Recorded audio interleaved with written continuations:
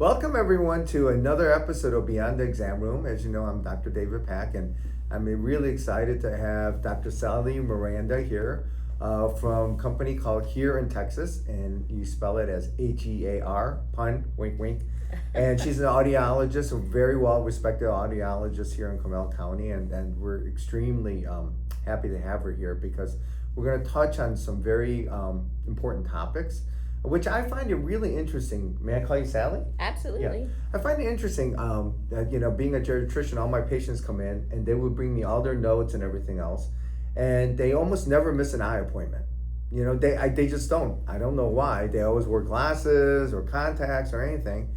But then if I ask them, when's the last time you had your hearing checked? And they kind of give me a look like, why is that important? So I always found that I don't think we do a good enough job educating the public how important it is. And so one really funny thing that kind of happens a lot, and I guess there was an article that came out, or maybe it was on some kind of news channel. And so my patients all of a sudden start coming in. They're like, you got to check my ears for earwax because I heard if you have earwax, it leads to dementia. And so it's really interesting that now they link earwax with dementia, and I just found that kind of funny that for that reason they want to come in for me to check their ears. So I'm so glad you're here, so you can explain all this barrage of stuff that's coming out. Yeah. So hearing loss has been tied to cognitive decline. So that is a global initiative here in this century, is like, because dementia is so on the rise globally, and they have found that if you treat your hearing loss between the ages of 18 and 65, that's one of the 14 modifiable risk factors, but it's number one in that category. So if you can treat your hearing, then you can hopefully deter or stave off dementia for a later period. So the ear-brain connection, I talk about that all the time. And, they say the eyes are the windows to your soul. Well, your ears are the windows to your brain. And even though we hear with our ears, we process with our brain. And if we can't give our brain a clear signal, then it has to work overtime to try to make sense of what's going on. So we talk about it changes your cognitive load. So if your brain is designed to do certain things in certain parts of the brain, when you can't hear, then you start borrowing from the memory. You start borrowing from the vision. So then it's changing the way your brain is supposed to function. And yes, it can lead to cognitive decline. From after age 65, and the best thing that you can do is be socially active with people. And if you can't hear, then you tend to withdraw from society. You don't want to go to parties because you're embarrassed that you're not going to be able to hear, or that you have to repeatedly ask what.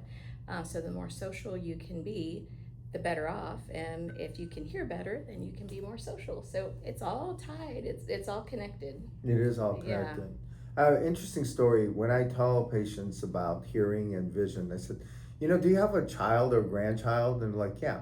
So if I ask them this question, I said, so let's say you have a parent-teacher association meeting, and they want to meet with you, and you're in like grade school, right? Mm-hmm. And they're really getting behind in school, right? And the first thing, what do you think the teacher is going to tell the parents or the grandparents?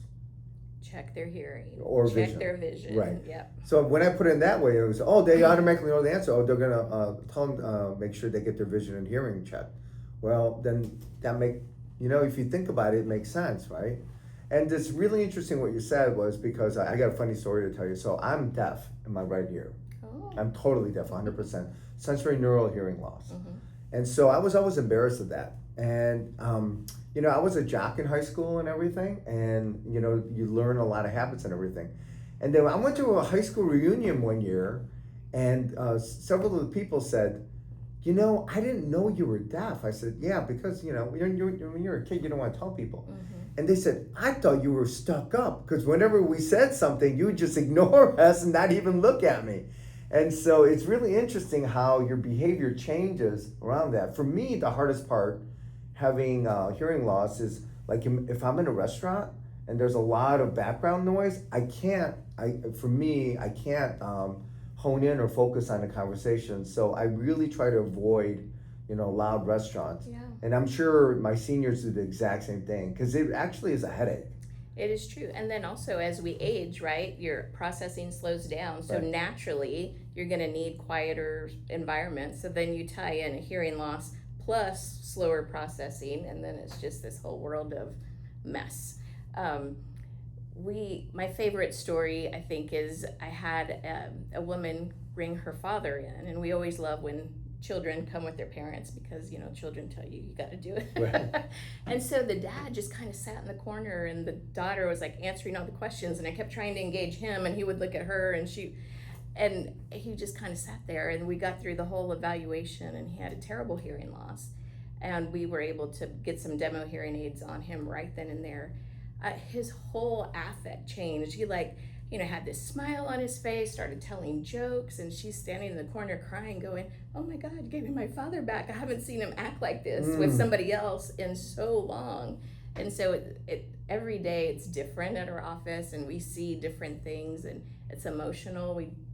People just think, it's just your hearing, it's not a big deal. But whenever you can hear and experience something that you've been missing, it's powerful. It's a powerful thing. And a lot of times it happens slowly over time. Yeah. And like anything else, if it goes over time, you don't know what you're missing. Right. Right? Yeah, that's what I tell people. If this is your normal, Right. and you didn't know that there was something different until you experienced something different, and then it's overwhelming because you're like, whoa. And then you have to get used to hearing all the little things like footsteps, and when you rub your hair, it makes a sound, and that's the first thing people notice when they lose their hearing suddenly. Like, I can't hear this. And it's the first thing people notice when they get their hearing back. They're like, I can hear my clothes when I rub it. But those little subtle things.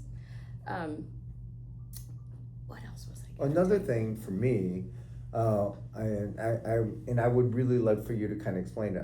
I hear from patients like, well, I don't know, I may or may not need hearing aids, but I can just get those things that's advertised on TV. And from what I understand, all hearing aids are same, so it doesn't make a difference. And I said, I'm not sure that's true. And I know for a fact that's not true, but I didn't want to tell them that they're wrong. So can you explain how wrong gosh. they really are? Yes. Yeah. So I always say that whenever people need hearing aids, it shouldn't be like a retail transaction, going to a big box store and going, hey, I need some hearing aids. Like, if hearing loss is a progressive degenerative problem and you need somebody to stay on top of it, and everybody's different and everybody has different needs, even the two ears on the same person can be different. So when people come to our office, we do what we call a treatment evaluation. We want to see everything that we can possibly see, from outer ear, middle ear, inner ear, brain function, what's going on, where's the breakdown, because everyone's different.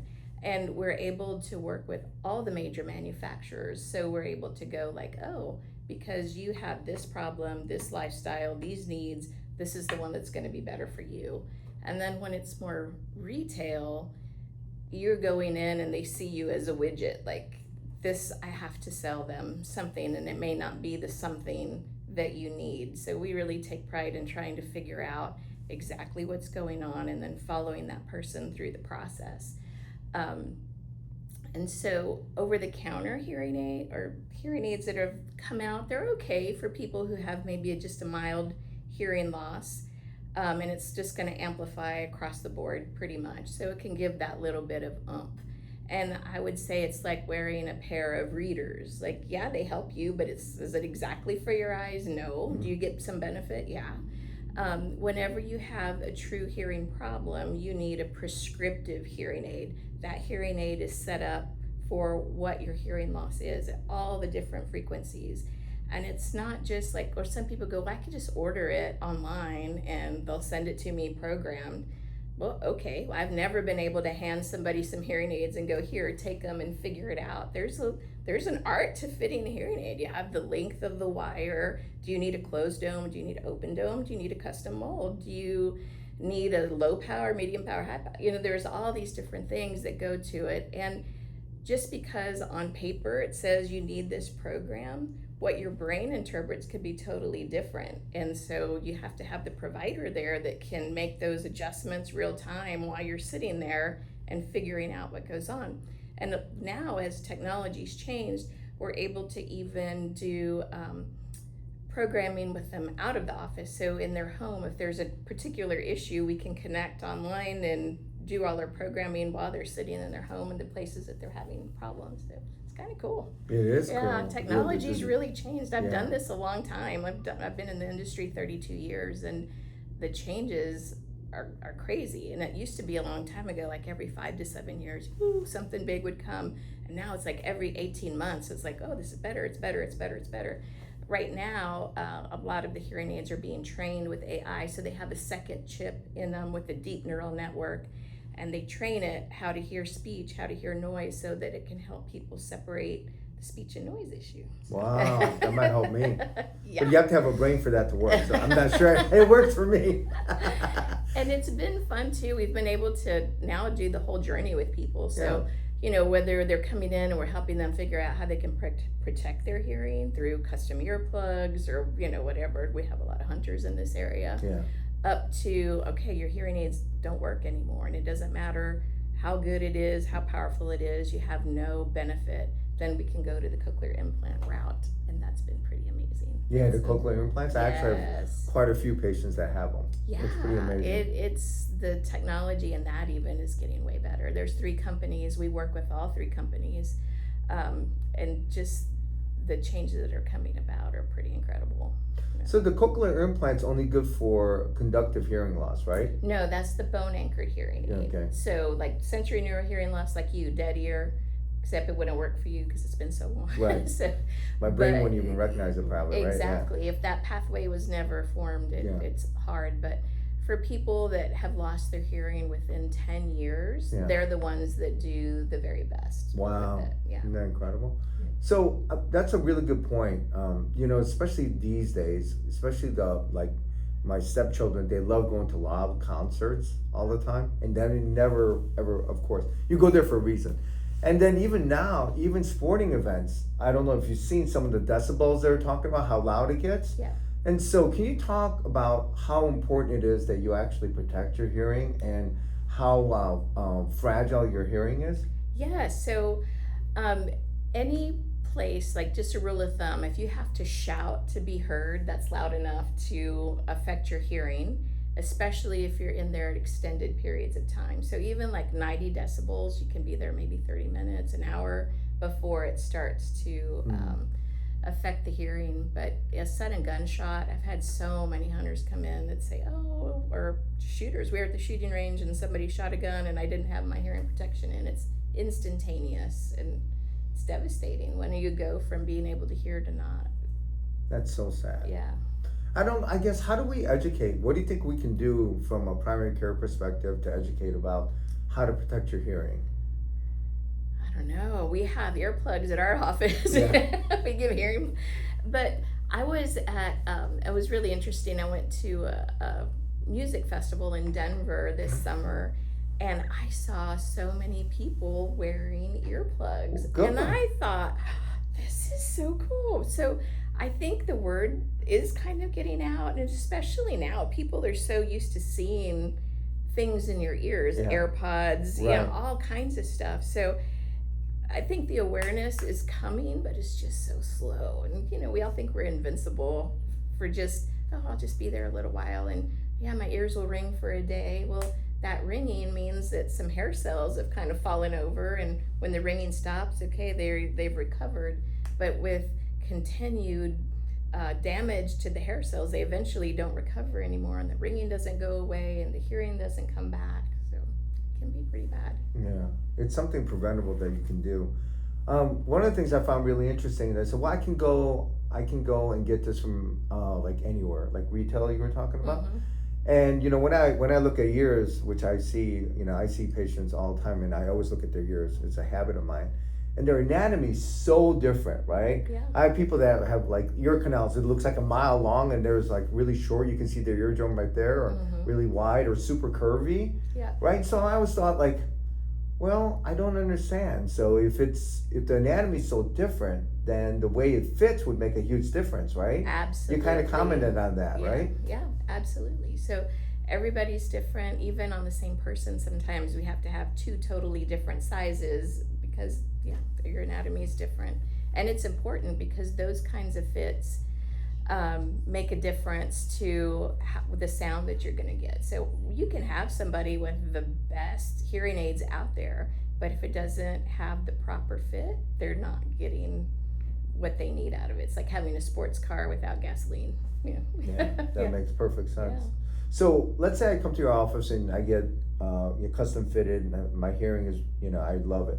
How often should I get a tune up on those, or come in and make sure that it's working? Yeah, so hearing aids are not like glasses, right? When you get your new set of glasses, within 2 or 3 days, your eyes adapt and you're good. Hearing aids, your hearing takes time, right? You took so long to lose it, and then all of a sudden you get it back. We can't ever start at the prescription you need. We usually start a little bit lower than your prescription to allow your brain to adapt to what's going on around you. And it takes maybe 2 or 3 visits to come in to get them all adjusted just right. And then after that, we like to have our patients come in every quarter, every 3 months, so that they can get a deep cleaning on their hearing aids to make sure that everything is working well. And then every year we do a test because, like I said earlier, hearing loss is progressive and degenerative. So if it's changing, we need to be able to update the hearing aids to make them work, which is nice because most hearing aids are so adaptable, and you can change the parts and pieces. You can make them stronger, you can make them weaker. We usually don't have to make them weaker, but it's always stronger. But we can just change that exact same hearing aid. And then the technology changes a lot. So about every 3 or 4 years, we find that people are updating their hearing aids. And that's why we came up with the subscription plan, so that people can always have the best hearing aids for them, and they don't have to pay out of pocket. It's just like, okay, this is part of my budget, but every 3 years I'm going to have the latest and greatest device, which is pretty awesome because it does change a lot.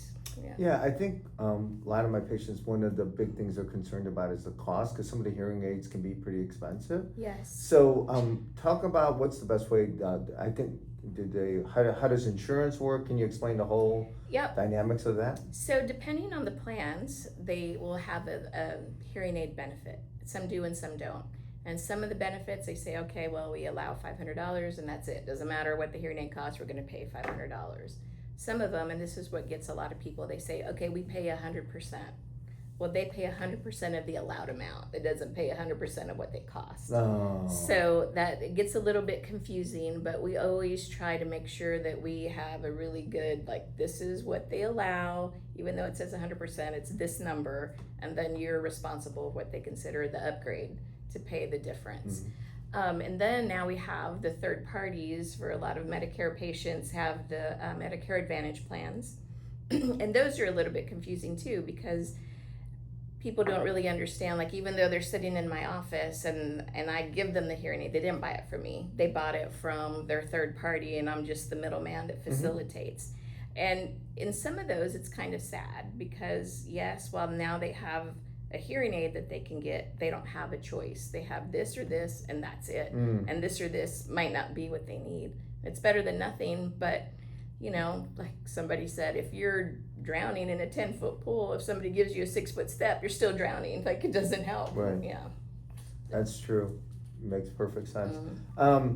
If they wanted to come to your place, do you offer like a layaway plan, or what if they can't afford it right up front? Yeah, so we have, they can be financed through Care Credit. The subscription plan is amazing because then it just becomes part of the budget. That's helpful. In dire cases, we have people that donate hearing aids, and we can help people if they really, really need something and there's no other way to get it. Yeah, for me, it's because I am obviously partial, because I'm deaf. I'm 1 year. Is that it's hearing is so invaluable in your life and the way you interact with your family and your friends and stuff. And there's almost no amount of money that's worth it, in my opinion. But Um, in my opinion, you have to make hearing a priority, like everyone. It's just really unfortunate that they don't. You don't, like I said before, you don't know what you're missing until you actually get it back because it happens slowly over time. And so I highly encourage you to really take your hearing seriously, and especially with the cognitive dysfunction that's disconnected with that, it's really important. I don't think anybody wants us to have cognitive decline or dementia. So I highly encourage you to reach out to here in Texas. And so I want to thank Dr. Sally for being here. Thanks for having me. Just a This was wealth of fun. information, and catch you next time.